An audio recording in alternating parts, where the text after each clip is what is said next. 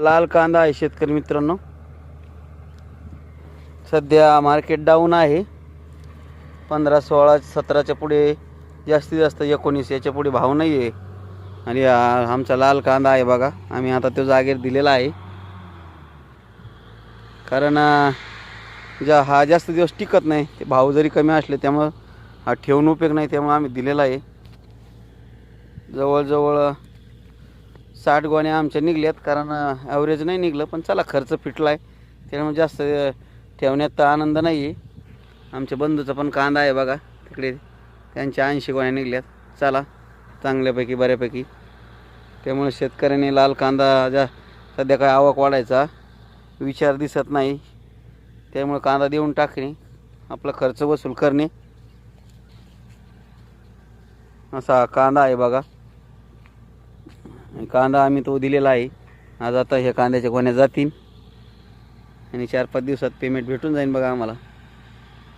कारण कांदा आपण म्हणतो शिकार तर शिकार नाही तर भिकार. झाला तर लई प्रॉफिट, नाही तर मग काहीच नाही. अशी कांद्याची गती आहे बघा. चला प्रयत्न करायला पाहिजे माणसाने, अनुभव घ्यायला पाहिजे.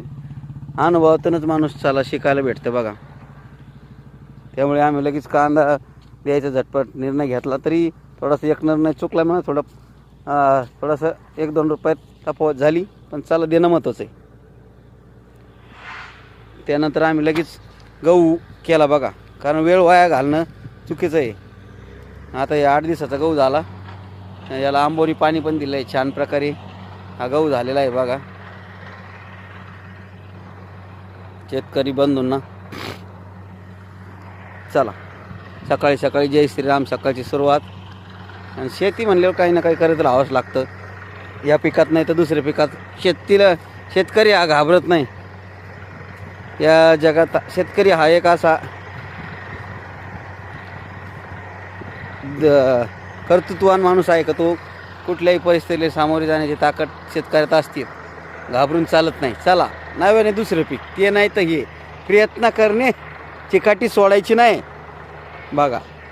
आलं दुसऱ्या पिकाची सुरुवात, या वर्षी नाही तर त्या वर्षी, पण प्रयत्न. जय श्रीराम.